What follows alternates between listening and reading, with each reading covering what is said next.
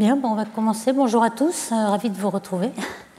Donc, nous allons commencer la série de cours de cette année sur la formation hiérarchique des galaxies. Le premier exposé sera pour placer le contexte. Donc, dans quel contexte on va former les galaxies, le modèle cosmologique, quelles vont être les conditions initiales de l'univers pour former toutes ces structures. Vous voyez qu'on commence à partir du Big Bang avec des fluctuations initiales qu'on détecte dans le fond cosmologique et comment ces fluctuations initiales vont devenir, par instabilité gravitationnelle, les grandes structures et les galaxies. Alors, le plan de l'exposé sera d'abord de partir des équations de Friedmann qui sont tirées de la relativité générale, qui montrent que l'univers est en expansion. On verra quels sont les paramètres.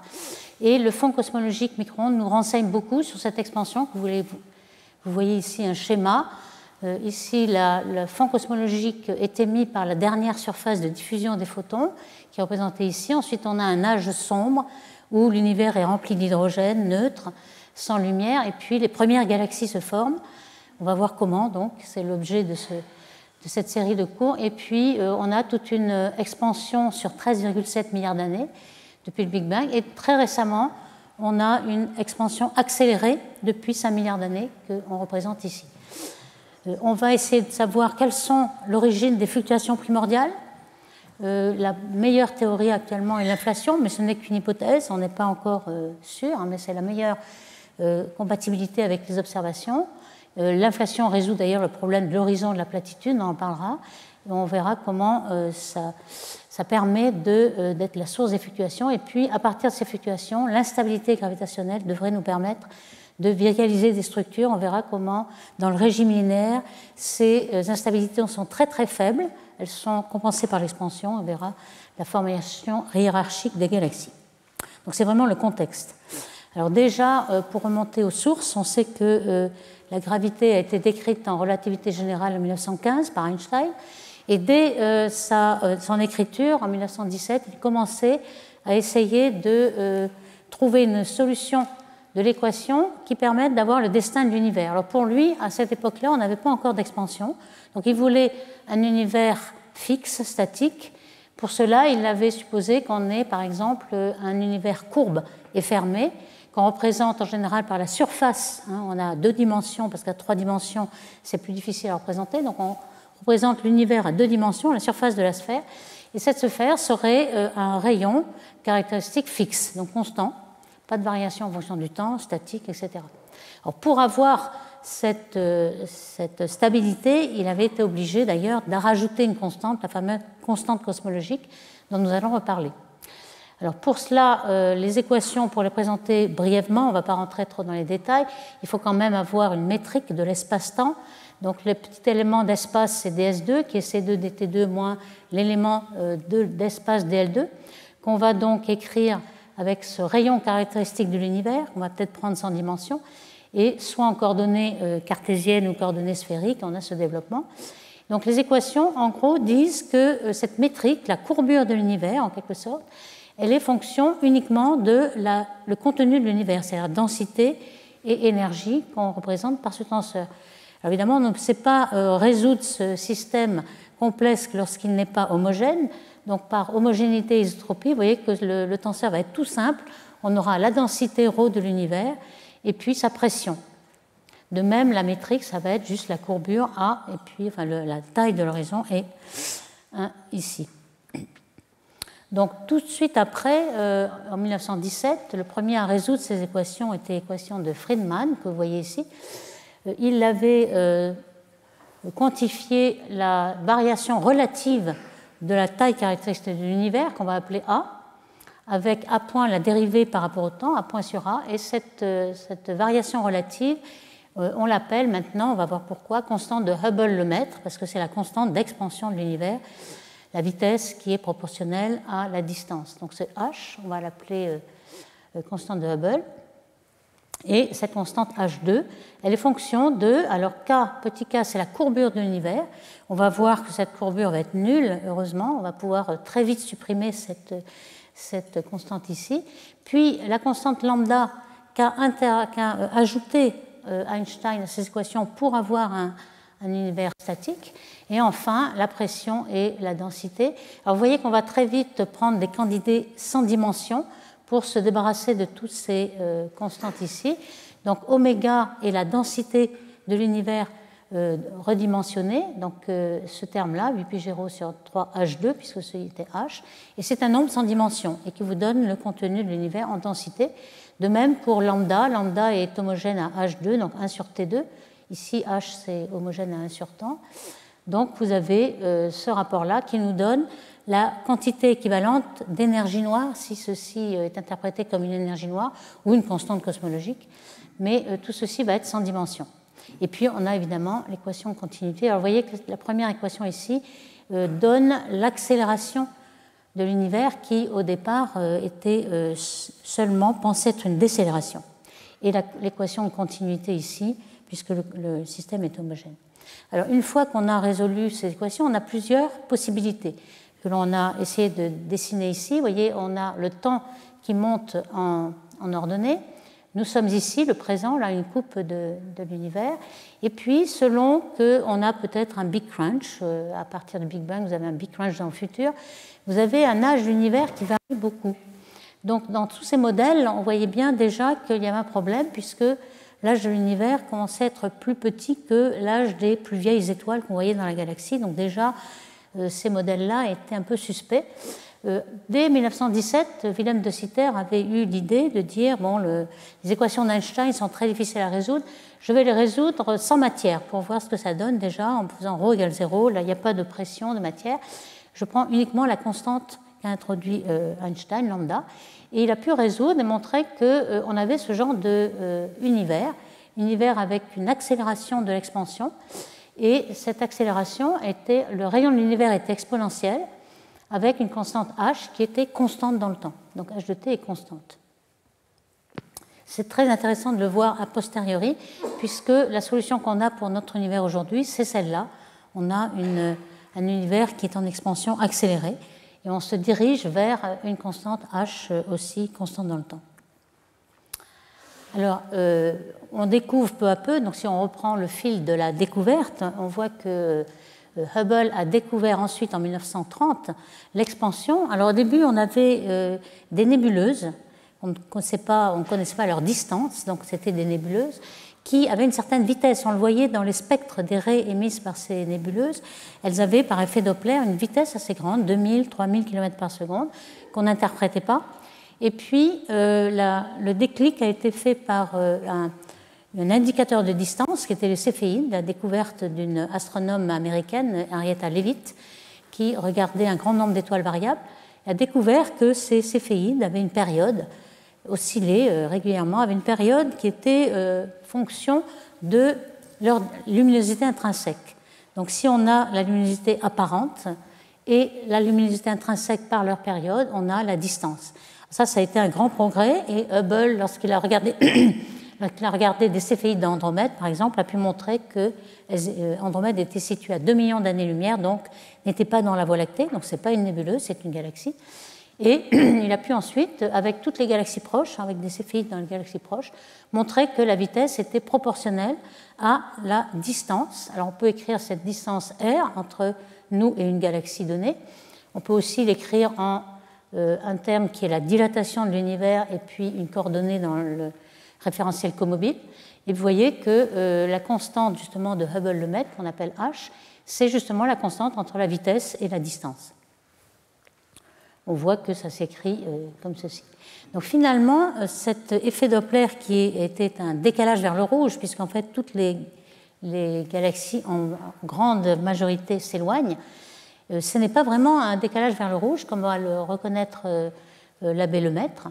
Ici, vous voyez que ce décalage, eh bien, c'est justement le delta nu sur nu. C'est ce qu'on appelle décalage vers le rouge, en anglais redshift. On va souvent employer ce mot redshift qu'on appelle Z. Et ce Z, c'est justement le décalage de la fréquence ou de la longueur d'onde V sur C. Donc c'est exactement, finalement, Z peut être lié à la taille de l'univers. Et quand on regarde que la fréquence est en 1 sur 1, vous voyez, la variation relative est opposée, la longueur d'onde aussi, elle est proportionnelle à la taille de l'univers. Donc on voit bien qu'une longueur émise par une galaxie va être décalée vers le rouge. Pourquoi? Parce qu'elle va subir l'accélération à l'expansion de l'univers. Ici, vous voyez cette taille de l'univers, ici, avec le temps. Nous sommes tous là, et puis on essaie de voir ce qui va se passer dans le futur. En fait, pour savoir ce qui se passe dans le futur, on regarde le passé, on regarde très loin dans l'univers, et on remonte le temps de ce côté-là. Et on peut déduire que nous sommes sur la courbe rouge, ici. On a pu montrer par les céphéides, par des indicateurs de distance, que nous sommes là, et on va pouvoir extrapoler ici. Donc c'est en fait l'abbé Lemaitre qui a fait le lien.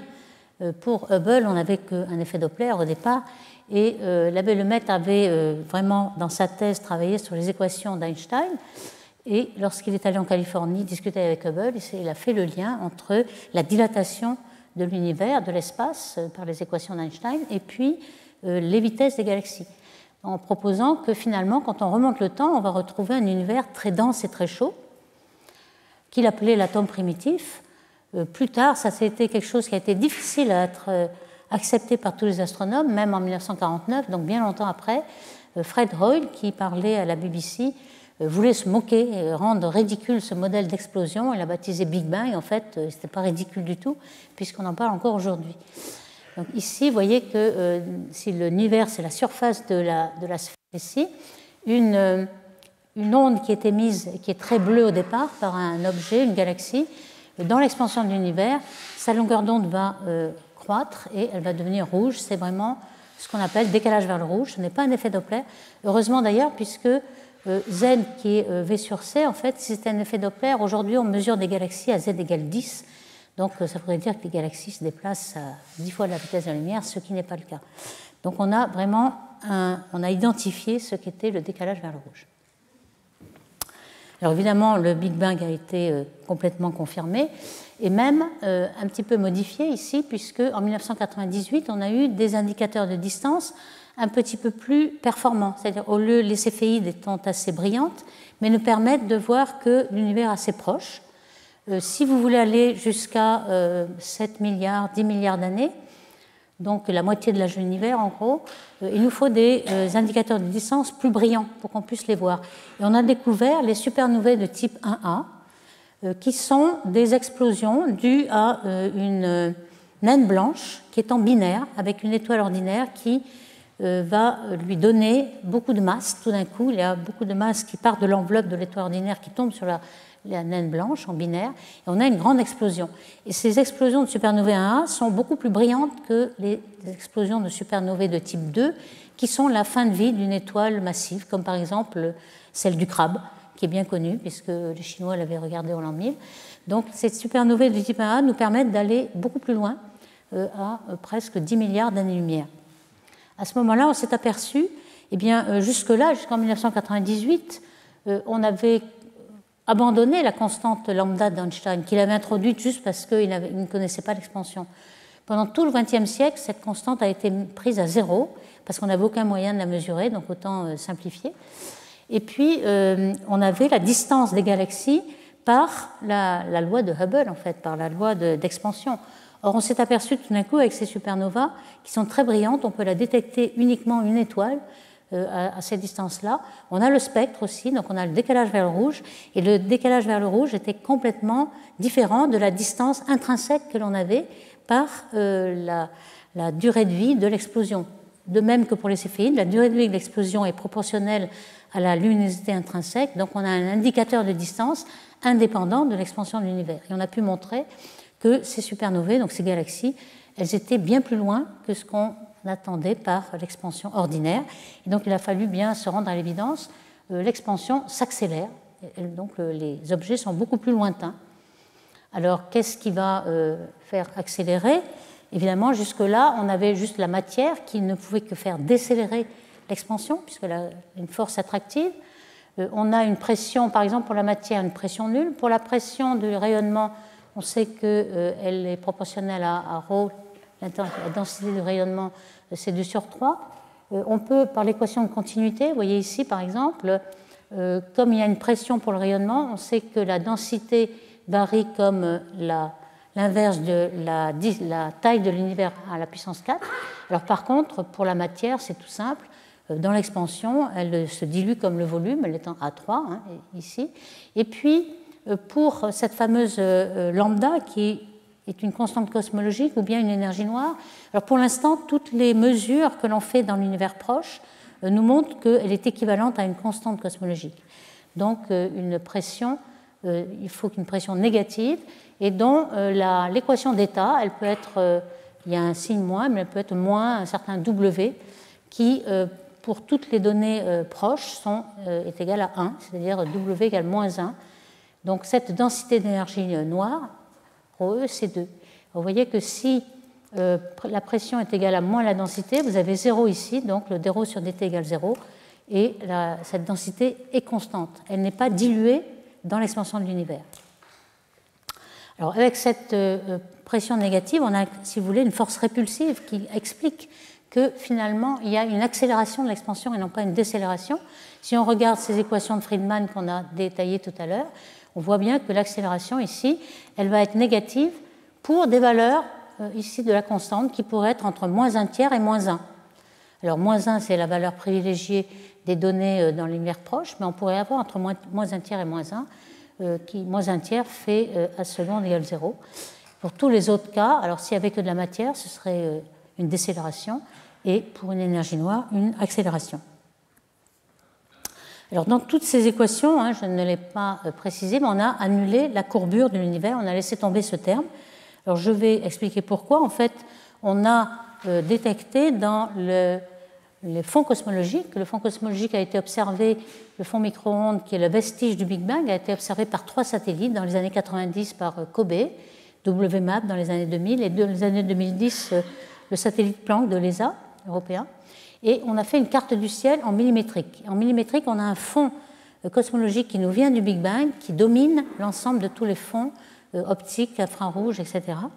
Et vous l'avez vu sans doute plusieurs fois, la carte du ciel qui est faite en millimétrique, qui est faite de fluctuations très très faibles. Si vous regardez la fonction de puissance de ces fluctuations, par exemple en fonction de la taille, vous avez ici une taille 0,1 degré, 0,2 degré, 1 degré, etc. Donc l'angle croît ici. Donc vous voyez que vous avez une certaine puissance à 1 degré de la forme, la taille de ces fluctuations. Alors qu'est-ce que sont ces fluctuations-là? Ce sont des ondes acoustiques qui sont le son en fait qu'il y a entre le plasma, proton-électron, l'univers ionisé à cette époque, et les photons. Donc vous avez un équilibre et vous avez en quelque sorte un son qui se propage et vous avez des ondes sonores. Alors la plus grande ici, puisque la taille va dans ce sens, la plus grande c'est l'horizon sonore, c'est le rayon qu'a parcouru le son depuis le Big Bang jusqu'à cette dernière surface de diffusion qui est 380 000 ans après le Big Bang. Alors ici, vous voyez que cet horizon, on connaît bien sa taille, c'est 150 mégaparsecs. Ça va nous servir de règle. Et si on regarde cette taille-là, on le voit aujourd'hui, c'est 1 degré. Ça montre que les photons sont en ligne droite à partir de cette règle, très peu après le Big Bang jusqu'à aujourd'hui. Ils vont en ligne droite. S'ils n'allaient pas en ligne droite, par exemple, l'univers serait courbe avec une courbure négative, vous auriez un angle plus petit. Et donc ce pic-là, au lieu d'être à ce point d'1 degré, il serait à 0,5 degré, par exemple, plus petit. Or, on voit très bien que la mesure qui est faite avec ces barres d'erreur qu'on voit très très peu, elles sont tellement petites que vous ne les voyez pas, nous précise exactement la taille, 1 degré de cet angle, et donc on peut en déduire que la courbure est vraiment nulle, à une très très bonne précision. Vous voyez, l'angle θ ici est mesuré. Alors cet univers donc sans courbure, comment il évolue? Vous avez cette fameuse deuxième équation de Friedmann ici, qui vous donne H, et on l'a mise sans dimension. Donc vous avez la matière qui, elle, est diluée comme le rayon A3 de l'univers, la constante cosmologique qui, pour l'instant, énergie noire, on verra après si elle varie dans le temps, mais pour l'instant, à t égale 0 et autour, elle ne varie pas. Et puis le rayonnement. Au début, le rayonnement est dominant, puisqu'il est très très chaud, il y a une température énorme.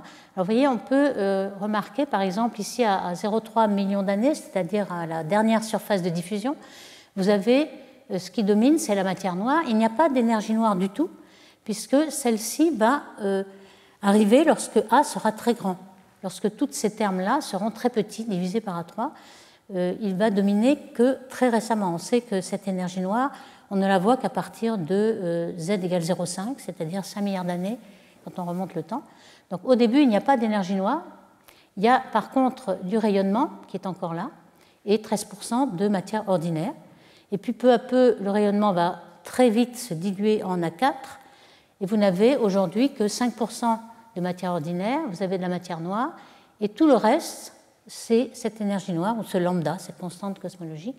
Si vous regardez un petit peu dans l'avenir, dans le futur, évidemment, tous ces termes-là vont disparaître, vous n'aurez plus que lambda.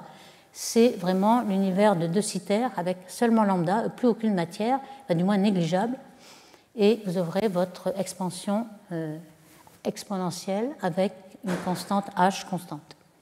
Donc voici un petit peu ce qu'on peut prédire, et pour l'instant c'est h de t. On peut prédire que dans la période radiative, le rayon de l'univers croît comme le temps racine carrée, et puis ensuite, lorsque l'univers est dominé par la matière, il y aura une puissance un peu différente. Alors cette accélération, on a pu, comme on le disait tout à l'heure, ici on a le temps et le rayon de l'univers, nous sommes là, on prédit le futur ici, mais en fait ce qu'on fait, c'est on regarde dans le passé, on remonte le temps, en regardant de plus en plus loin, on remonte puisqu'on est obligé de voir les photons qui nous ont été envoyés il y a quelques milliards d'années, donc on remonte le temps, et c'est cette remontée que l'on est en train de faire. Au début, on avait ce genre de courbe d'accélération de l'univers, elle décroît, et puis ensuite elle se remet à croître seulement à ce redshift-là, donc très près de nous. Et aujourd'hui, on a énormément plus de précision, on va le voir. Et l'an prochain, on aura par exemple le satellite Euclide, on aura aussi le télescope au sol Vera Rubin et d'autres qui feront des grands surveys de galaxies. On pourra avoir des milliards de galaxies à différents redshifts et mesurer un petit peu ce comportement de l'énergie noire. Alors, je vais faire une petite parenthèse pour bien représenter un petit peu cette remontée dans le temps. Jusqu'où remonte-t-on ? En fait, vous êtes au centre de votre horizon. Tout observateur dans l'univers est au centre de l'horizon. Ici, on a indiqué la distance en logarithme. Donc, évidemment, ça donne plus de poids à tout ce qui est proche. Ici, on a un système solaire, les galaxies proches. Et puis, le Big Bang, on arrive au Big Bang lorsqu'on remonte à 13,7 milliards d'années. Vous pouvez aussi le mettre dans une échelle en log de redshift. Alors ça, c'est différent. Ça veut dire qu'on va mettre en avant toutes les périodes de recombinaison. Ici, lorsque z égale 1000, on a une température de 3000, la température à laquelle le proton et l'électron se recombinent en atome d'hydrogène. On a ensuite, lorsque les premières galaxies s'illuminent, la rayonisation qui dure jusqu'à z égale 6, et puis l'univers proche qui est rétréci grâce à cette échelle logarithmique. Mais on voit très bien que si aujourd'hui on reçoit tous les signaux qui nous viennent même du Big Bang, puisqu'on a vu qu'on avait le ciel de fluctuation de Planck en millimétrique, on a des galaxies à ces redshifts-là, on le mesure surtout avec le télescope James Webb qui a été lancé l'an dernier. On a détecté des galaxies à 10 égale 15, 16, etc. dans cette zone de rayonisation. Donc on arrive à voir leurs photons qui ont été émis il y a très très longtemps qui nous arrivent, mais on voit bien qu'à un moment donné, ces galaxies ne sont plus en contact avec nous. On peut faire le calcul, c'est justement à z égale 1,8, donc pas très loin ici, que l'accélération de l'expansion est plus forte que la vitesse de la lumière, en quelque sorte. Si vous voulez, il arrive un moment où l'expansion prend le dessus et les photons ne nous arriveront jamais puisqu'ils s'éloignent de nous en apparence avec une vitesse plus grande que c. Alors ça, c'est dû à l'accélération, puisque au départ, avant 1998, on pensait que l'expansion était décélérée. Donc, dans l'horizon, il rentrait des galaxies, on pourrait voir de plus en plus de galaxies. Eh bien, c'est le contraire aujourd'hui. Depuis 1998, on sait que les galaxies sortent de l'horizon et on en verra de moins en moins. Alors aujourd'hui, à partir de z égale 8, vous voyez ce petit diagramme qui a été fait par Loeb en 2001 ici, le temps d'émission est ici. On arrive à voir aujourd'hui, si une galaxie aujourd'hui à z égale 1,8 envoyait un signal, on pourrait le recevoir, mais à z égale 2, ça sature, et on ne le recevra jamais. Donc on a un horizon qui se rétrécit, si vous voulez, on peut même le dessiner un petit peu mieux, ici, dans un référentiel comobile. Donc soit on dit que l'horizon est en train de s'agrandir, mais aussi l'expansion est encore en train de le rattraper, ou alors on se met dans le comobile, c'est-à-dire qu'on s'affranchit de l'expansion, et à ce moment-là, notre horizon aujourd'hui est ici, un temps de Hubble, TH, et puis A égale 1, et puis ensuite on peut voir dans l'avenir, lorsque la taille de l'univers sera 2,5 fois plus grande, eh bien notre horizon sera plus petit. Donc il rétrécit par rapport à un univers comobile, si vous voulez. À 2 fois l'âge de l'horizon, on aura un tout petit, et on peut voir que c'est après 6 fois l'âge de l'univers seulement. Alors A égale 166, parce qu'évidemment l'expansion est exponentielle, que nous n'aurons plus qu'une galaxie, c'est-à-dire Andromède, qui sera dans notre voisinage, et un groupe local qui sera quand même lié gravitationnellement. Donc on aura quand même nos voisins, mais on ne pourra pas voir énormément de choses. Donc si on veut faire de l'astrophysique pour voir des galaxies, c'est aujourd'hui ou jamais, si on peut dire. Alors, vous avez peut-être entendu dans des films de science-fiction que parfois il y avait l'hypothèse d'un Big Rip. En fait, ce Big Rip n'arrive que si on prend cette constante W, hein, la constante qui est entre la pression et la densité d'énergie noire, inférieure à -1. Et ça, c'est vraiment pas physique, parce que vous allez avoir vous allez sortir du cône de lumière à des vitesses superluminiques, etc. Et la densité d'énergie croîtrait, ce qui est un petit peu irréaliste aussi. Mais si vraiment on se plonge dans ces univers fantomatiques, à ce moment-là, vous pourriez avoir un Big Rip, c'est-à-dire même les groupes qui sont gravitationnellement liés pourraient être déchirés par cette énergie noire. Mais je vous rassure, on n'est pas du tout dans ce cas-là. On est dans un univers où W égale -1, donc on n'a pas de Big Rip possible. Alors, revenons à notre effondrement gravitationnel. Donc si je fais le calcul pour savoir à quelles conditions je vais pouvoir avoir un effondrement dans un espace qui n'est pas en expansion. Alors, par exemple, quand je fais le calcul pour la formation d'une étoile dans la Voie lactée, la Voie lactée est liée gravitationnellement, donc n'est pas sujette à l'expansion. Hein, à chaque fois qu'il y a un système qui est déjà lié, il n'est pas en expansion du tout. Donc à ce moment-là, on peut faire un calcul d'instabilité de Jeans. On appelle en anglais Jeans swindle ou escroquerie en disant on fait l'approximation ρ égale constante, ce qui n'est pas vrai, hein, on sait bien. Mais on fait cette approximation et on va dire que ρ est à cette constante plus une petite perturbation qui va être sinusoïdale, ici qu'on va écrire de façon complexe pour représenter cette sinusoïde. Donc on linéarise ces équations avec une petite perturbation qui est supposée très petite devant ρ0, et on développe en nombre d'ondes qui sont 2π sur lambda, la longueur d'onde de la perturbation. Donc on résout l'équation de Poisson qui relie le potentiel à la densité, la continuité et l'équation de mouvement. Tout ça, on va pouvoir le linéariser, et on arrive à une équation de dispersion qui nous dit que lorsque ω2 est négatif, on a une instabilité complexe, hein, c'est-à-dire tout d'un coup, au lieu d'osciller de façon sinusoïdale, comme des ondes acoustiques, on aura une instabilité d'effondrement. Cet effondrement arrive lorsque la taille de la perturbation est supérieure à la longueur de Jeans, et on définit le temps de chute libre, il y a un temps exponentiel ici, le temps de chute libre étant 1 sur la racine de la densité. Donc plus c'est dense, plus ça va s'effondrer très rapidement. Ça, c'est pour l'effondrement d'une étoile, par exemple. Ça se passe très vite. Alors pour l'univers, c'est complètement différent. Pourquoi ? Parce que l'expansion contrecarre en fait la gravité, et donc ça va être très très lent. Et il n'est pas sûr même qu'on arrive à effondrer. Alors ici, on va faire le même calcul, mais cette fois-ci dans un repère comobile, c'est-à-dire qu'on va s'affranchir de la vitesse qui est due à l'expansion. Donc on suppose que les galaxies sont immobiles dans cet univers qui est en expansion, mais on va la soustraire. Et à ce moment-là, on résout toujours les 3 mêmes équations que tout à l'heure. Et on peut montrer qu'on a à peu près les mêmes équations avec un delta ρ sur ρ, c'est-à-dire le contraste de densité, et non pas la densité. Et ce qui veut dire que finalement, on n'aura pas du tout un effondrement exponentiel, mais linéaire. Donc ça va être très doux. On va avoir une expansion qui est très ralentie. L'effondrement va être très ralenti par l'expansion. En gros, on va comparer le temps de chute libre pour une surdensité par rapport à la densité moyenne de l'univers. Et si vous avez dans une petite partie de l'univers une densité qui devient assez forte pour avoir une densité critique et s'effondrer, À ce moment-là, vous avez un petit Big Crunch local et vous allez pouvoir rendre liée une petite structure. Et puis tout le reste va partir en expansion. Et on peut montrer que le contraste de densité, donc delta rho sur rho, varie linéairement avec la taille de l'univers en quelque sorte, ou bien 1 plus n moins 1, puisqu'on sait que la taille c'est proportionnel à 1 plus n moins 1.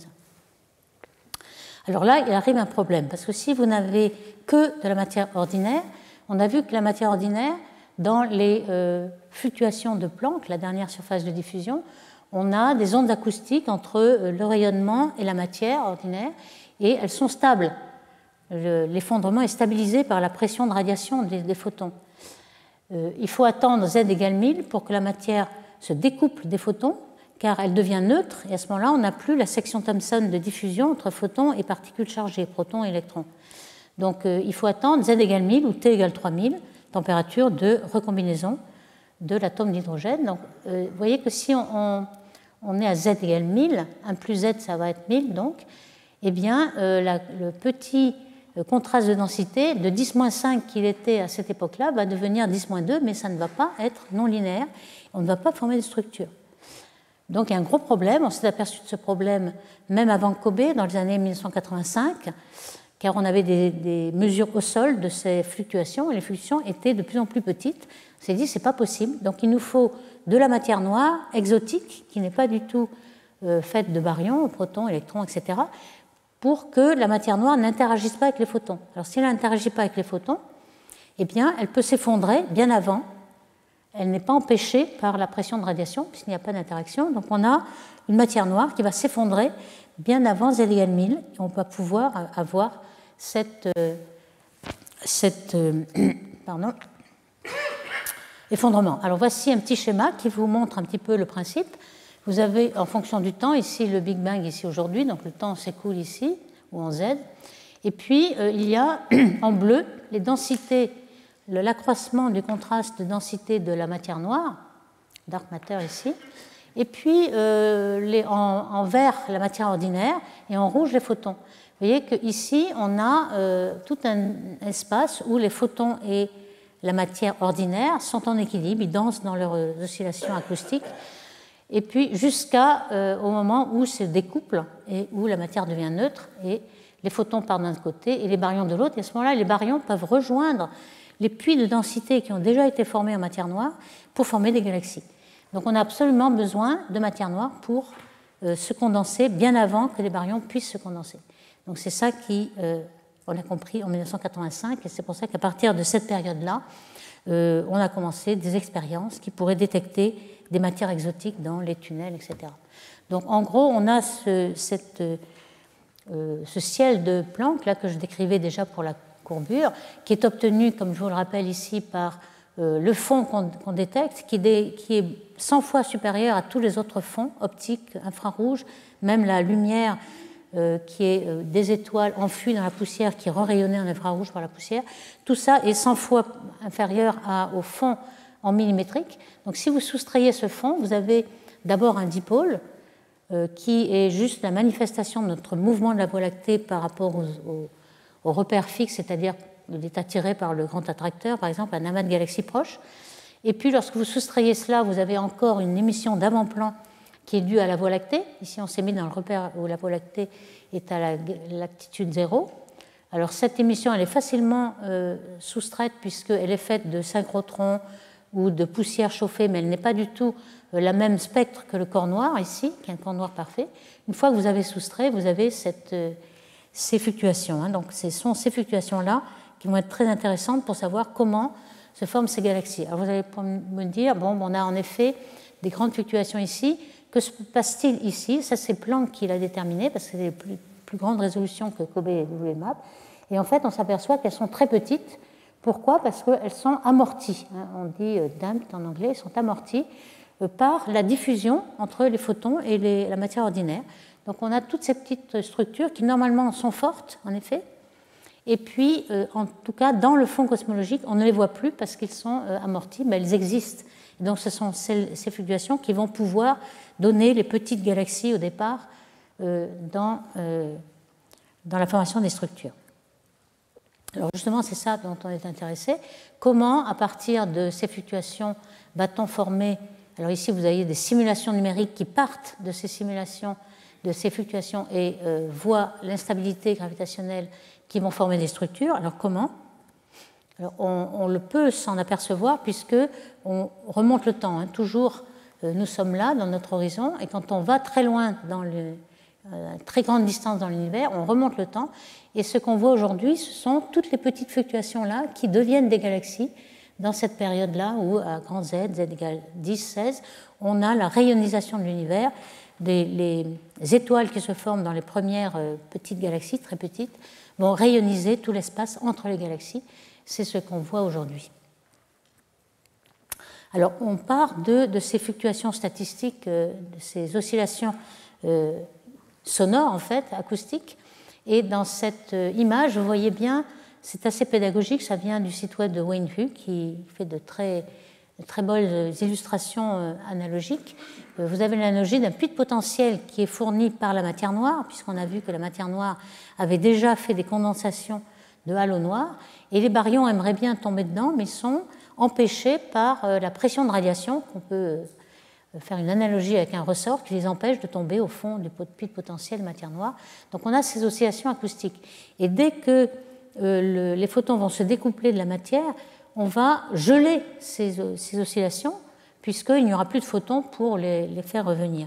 Alors ces oscillations vont nous être très utiles.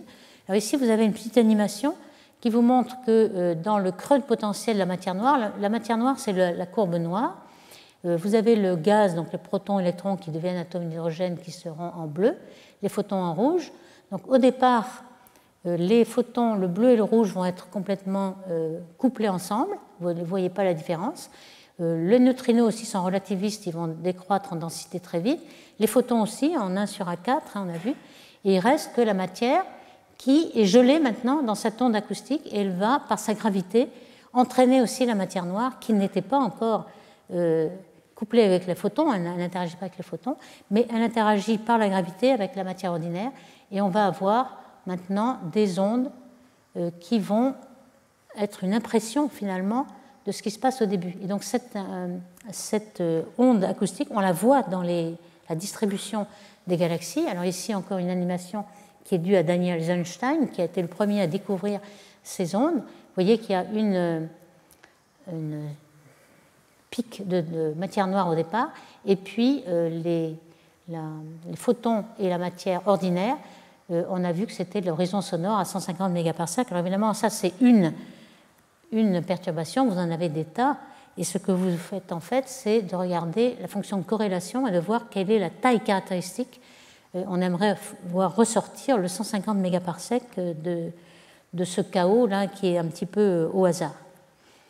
Alors ici, quand est-ce que je n'ai pas encore dit à quel temps commence l'effondrement de la matière noire? Eh bien, ce n'est pas complètement au départ. Pourquoi? Parce que au départ, le rayonnement domine même la matière en fait, puisque le rayonnement fait de la gravité. Hein, même l'énergie de rayonnement est équivalente à une gravité. Donc la matière ici, même la matière noire, ne peut pas se développer aussi bien.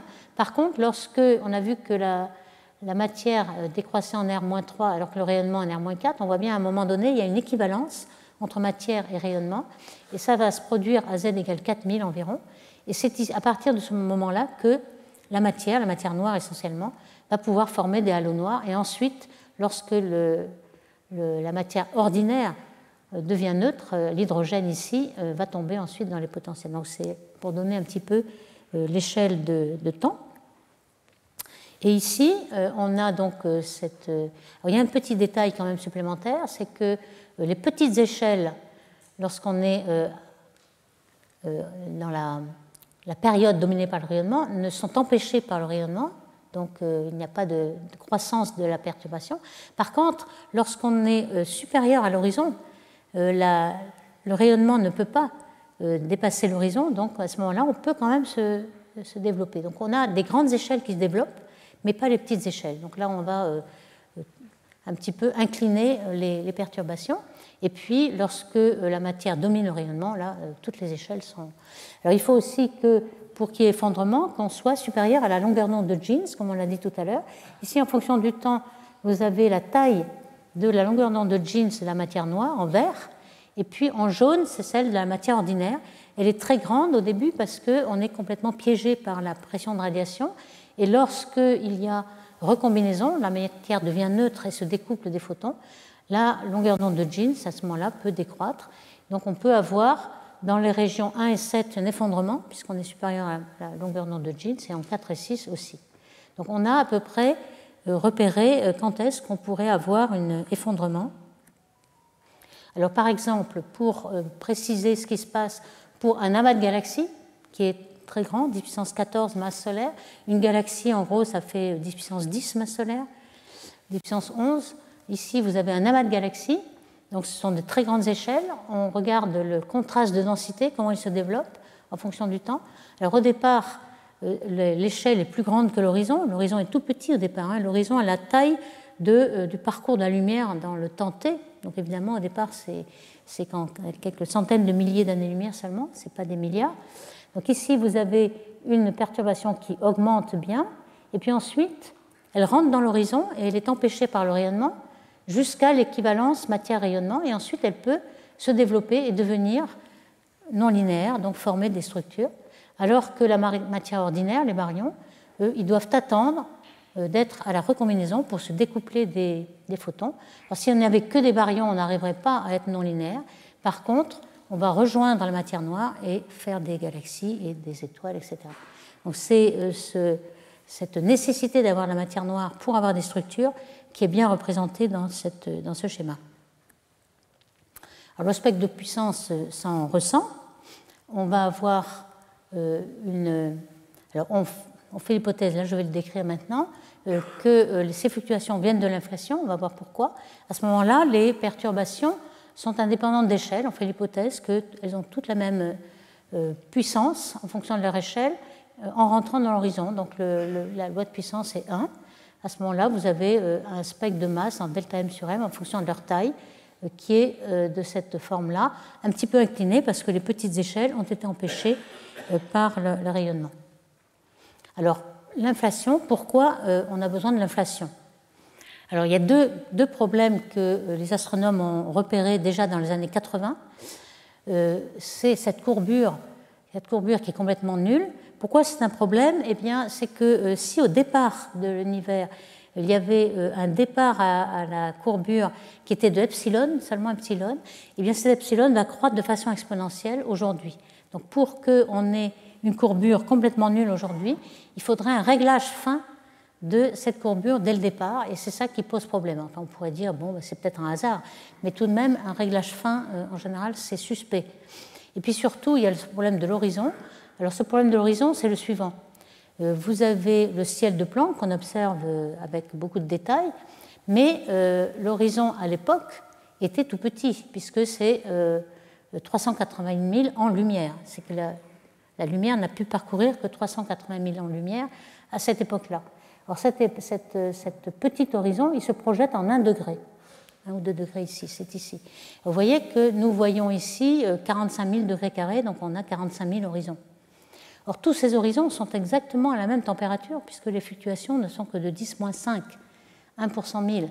Comment se fait-il, puisque cette partie-là, par rapport à cette partie-là, ne sont pas causalement reliées, puisqu'il n'y a aucun signal qui peut aller plus vite que la vitesse de la lumière. Donc, vous avez des tas d'horizons qui ne sont pas reliés et qui sont exactement à la même température. Et c'est ça le gros problème de l'horizon. D'où la solution en disant qu'il doit y avoir très peu, un temps très petit après le Big Bang, de l'ordre de 10-30 secondes, une grande inflation de l'espace qui n'a rien à voir avec l'expansion. L'expansion est très douce, il faut 13,7 milliards d'années. Ici, on va avoir un facteur de 10 puissance 30 en 10-32 secondes. Alors voici un petit peu l'idée de pourquoi cette inflation résout ce problème de l'horizon.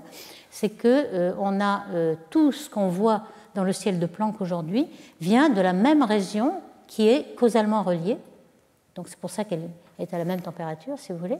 Et puis on va, en très peu de temps, 10-32 secondes, on va l'inflationner vers un facteur de 10 puissance 30, donc c'est énorme. Et donc on va avoir quelque chose qui va venir de la même région de l'horizon. On va avoir un facteur R d'à peu près 1 million, comme on a 45 000 de Ricaré, ça ira très bien. D'où le problème de l'horizon est résolu. On peut aussi, de façon imagée, vous le montrer comme cela. On a une inflation énorme. L'horizon, lui, ne bouge pas. En 10-32 secondes, la lumière n'a pas le temps de bouger. L'espace se dilate. On peut le représenter comme ça, ou bien dans le référentiel comobile, où l'espace ne bouge pas, mais c'est l'horizon qui rétrécit finalement. Ça revient au même, hein, vous avez la même région ici, et ça veut dire que l'horizon, la même région qui était causalement reliée revient dans une petite région, et c'est ce que vous voyez dans le ciel de Planck, en quelque sorte. Alors cette inflation-là, qui pour l'horizon est fondamentale, elle résout aussi le problème de la courbure, puisque si vous avez même une petite courbure au départ, si vous avez ce facteur géant de 10 puissance 30, vous allez avoir quelque chose qui est très plat. Vous êtes ici, par exemple, et vous ne voyez que le plan tangent qui est plat. Donc vous ne voyez pas la courbure, quelle que soit la courbure initiale. Donc on peut éliminer ce facteur K, qui est le départ d'oméga à 1. Toute la somme des densités noires, énergie noire et densité baryonique fait 1. Alors, le bonus, c'est qu'une fois que vous avez résolu les problèmes de la platitude et de l'horizon, vous avez quand même des fluctuations. Donc, l'origine des fluctuations a toujours été un problème. Là, on l'a déjà, puisque si vous supposez qu'à l'instant t égale 0, après le Big Bang, vous n'avez rien du tout, le vide, par exemple, et vous avez le vide quantique, on sait en laboratoire que le vide quantique a des fluctuations d'énergie. Et ceci vient de la relation d'incertitude d'Heisenberg, qui vous dit que delta E, delta T est égal à h bar. Donc vous avez dans des petits temps très très petits, delta T, vous pouvez avoir une grande variation d'énergie qui sont des fluctuations. En moyenne, c'est 0, mais vous avez de grandes fluctuations. Donc ces grandes fluctuations, par l'énorme inflation, au lieu d'être de la taille quantique, c'est-à-dire 10-35 cm, elles vont devenir de la taille du centimètre, donc macroscopique en quelque sorte. Et donc vont pouvoir vous donner ces fluctuations que vous avez dans le fond cosmologique et peu à peu, par instabilité gravitationnelle, vous donner les galaxies. Alors on peut faire une analogie, encore une fois, qui ressemble un petit peu à ce qui se passe près d'un trou noir. Vous savez que près d'un trou noir, on a aussi beaucoup d'énergie dans le vide quantique autour, et ces fluctuations d'énergie peuvent vous dire que vous avez assez d'énergie pour faire une paire particule-antiparticule. Par exemple, électron-positron, ici, hein, vous avez une paire, et si une antiparticule est avalée par le trou noir, vous avez la particule qui s'en va, et ça fait partie de l'évaporation du trou noir qu'avait quantifié Hawking, avait fait toute une thermodynamique des trous noirs en disant que les plus petits trous noirs sont très très chauds et s'évaporent, alors que les gros trous noirs sont relativement froids et ne s'évaporent pas.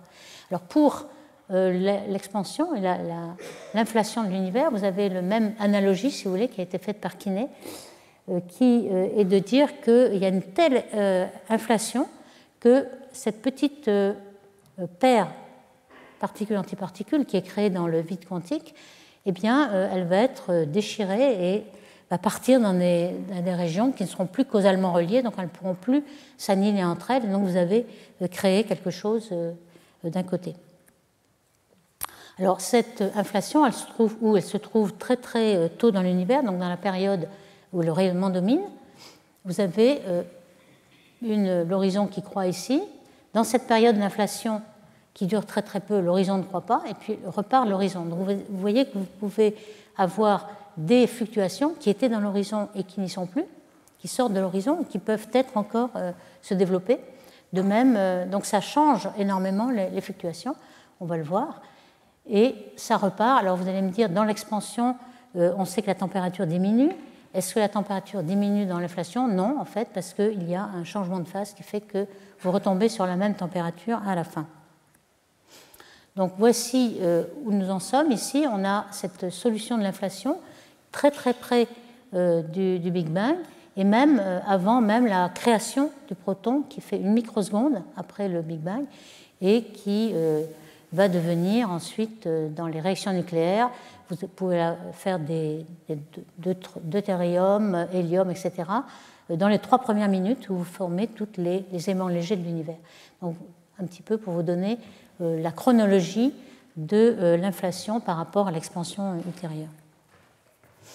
Donc cette inflation n'est pas, c'est une hypothèse, on n'a pas encore évidemment de théorie qui décrivent tous les phénomènes quantiques qu'il y a au début de l'univers. On sait que lorsqu'on va s'approcher du Big Bang, il n'y aura pas de singularité certainement, il y aura une petite énergie qui va être indéterminée, donc même la courbure va être indéterminée. Il y a on peut imaginer que l'univers n'est plus complètement plat, la courbure est indéterminée. Vous avez aussi énormément d'ondes gravitationnelles qui vont être émises.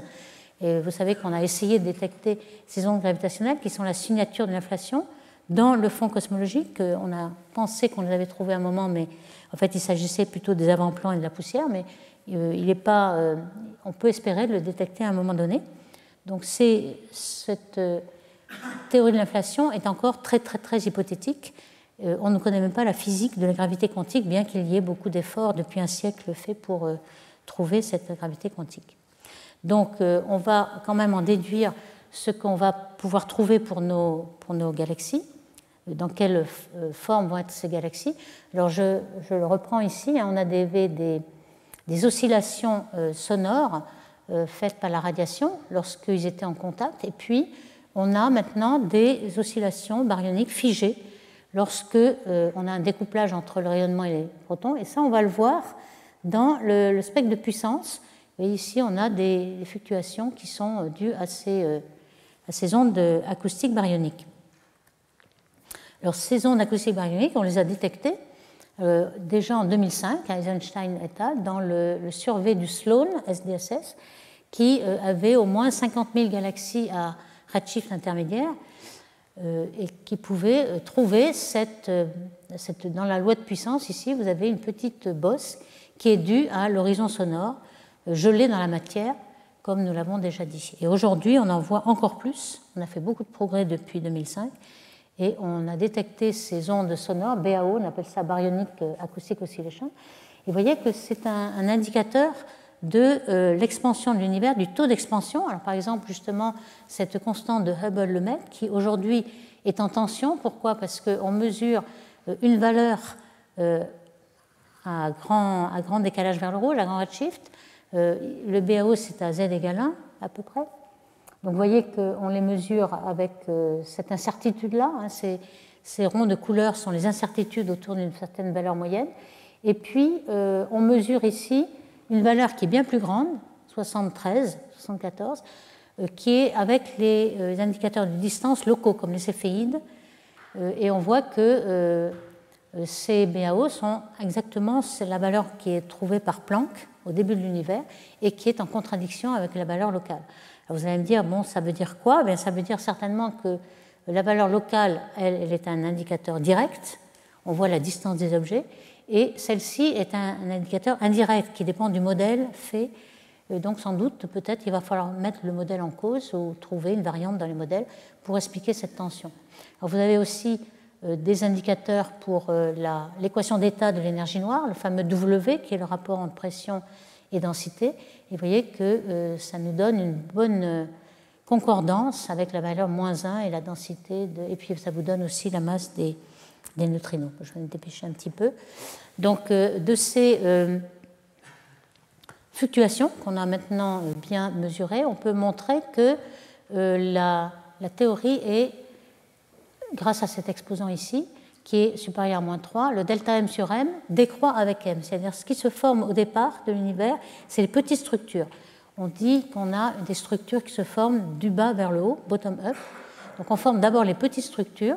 Donc, en fonction du temps, on a des petites galaxies qui ont la taille de Jeans, c'est-à-dire 10 puissance 6 masses solaires au départ, la taille d'un amas globulaire, des galaxies naines, qui ensuite vont former des plus grosses galaxies. Et seulement plus tard, les groupes de galaxies et les amas de galaxies vont se découpler de l'expansion et se former les grandes structures après les premières. On a un très bon accord entre les points d'observation qui sont à grande échelle, le fond cosmologique, puis les amas de galaxies, puis les galaxies, etc., avec le modèle qui est la raie bleue ici que vous avez derrière. Donc, le modèle marche très très bien, le modèle CDM avec la constante cosmologique lambda marche très très bien pour la formation des structures. Et pour la formation hiérarchique des galaxies qu'on en déduit, c'est un petit peu ce genre de poupée russe en quelque sorte.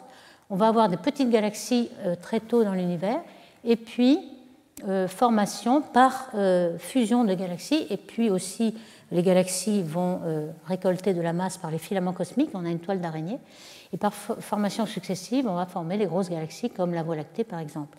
Donc cette formation hiérarchique sort du modèle. On a aussi une structure un petit peu fractale, celle autosimilaire, qui a été déjà découverte par De Vaucouleurs en 1970, et qui veut dire que la densité a une certaine loi de puissance avec la taille. Donc la masse est proportionnelle au carré, on a des structures autosimilaires, quelle que soit la taille. Alors on peut essayer d'étudier déjà dans le régime légèrement non linéaire. Le régime linéaire, c'est facile, on l'a vu, les contrastes de densité variés comme la taille de l'univers.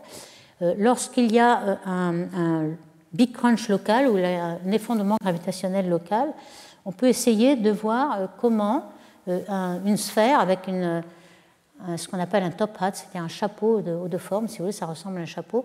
On a une densité constante pendant une certaine taille et puis rien autour. Donc on va une sphère qui va se concentrer. Alors cette loi de cet effondrement du chapeau ici, on peut, si on fait l'hypothèse sphérique, dire que c'est à une dimension, donc c'est facile à résoudre.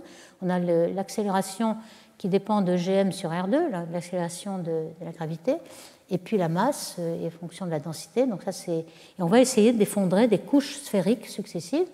Au départ, on a une certaine... on n'a pas d'énergie noire, hein. Au départ, elle ne domine pas du tout. Donc c'est un petit peu ce qu'on trouve ici. On trouve que les structures, les diverses couches sphériques, les coquilles sphériques, si vous voulez, elles s'effondrent dans cet ordre-là, donc elles ne vont pas se croiser pendant un moment. Donc on a un effondrement, et puis lorsque le système va devenir autogravitant, réalisé, là ce sera complètement non linéaire, on ne pourra plus suivre, donc on peut quand même suivre un tout petit peu. Évidemment ici on a la continuation de l'expansion de Hubble. Alors on peut aussi faire l'approximation de Zeldovich qui vous dit que on a des vitesses au départ et on peut poursuivre l'extension des positions avec les vitesses. Mais là, ce que j'aimerais montrer ici, c'est qu'on s'attend à trouver, lorsqu'il y a une structure qui est un peu amorphe, évidemment ce ne sont pas des sphères, on peut le symboliser par un triaxe. Lorsqu'il y a une des tailles du triaxe qui est beaucoup plus petite que l'autre, eh bien elle va s'effondrer en priorité. Et ça explique pourquoi on a des crêpes, en quelque sorte, des crêpes de Zeldovich. Et puis, s'il y en a deux qui sont petites et une troisième qui est plus grande, à ce moment-là, les deux petites vont s'effondrer en priorité et on aura des filaments. Et ça, on va le voir aussi dans les simulations qui vont arriver. Des ordinateurs, on a très souvent des filaments et puis des murs qui arrivent dans les structures. Et puis, on peut aussi, on fait l'hypothèse de perturbation au hasard gaussienne. Hein. Donc, on a cette formule de travail. Et regarder un petit peu toutes celles qui vont dépasser la densité critique que l'on a vue dans le petit calcul de sphérique. On voit qu'il faut avoir une surdensité par rapport à la densité moyenne de l'univers de 1,6, 8 ou 1,7 pour avoir formation de halo. Par exemple, tout ce qui est rouge ici, qui est supérieur à delta C, va s'effondrer. Oups. Donc ça nous permet de retrouver de façon semi-analytique, donc en parallèle avec les simulations, vous pouvez retrouver la fonction de Press-Schechter qui vous dit que le nombre de structures d'une masse donnée, qui est une loi de puissance, puis un turnover exponentiel à très forte masse. Donc ça vous donne un petit peu des structures self-similaires qui vous donnent des arbres de fusion. Alors une petite illustration de cet arbre de fusion par des calculs semi-analytiques de Delucia et Blezo, par exemple, où ils se sont intéressés à l'assemblage de la masse d'une grosse galaxie au centre d'un amas. Alors vous voyez que vous avez le temps qui s'écoule ici, 12 milliards d'années jusqu'à 0 aujourd'hui. Vous avez au départ tout un tas de petites galaxies. La couleur, c'est le...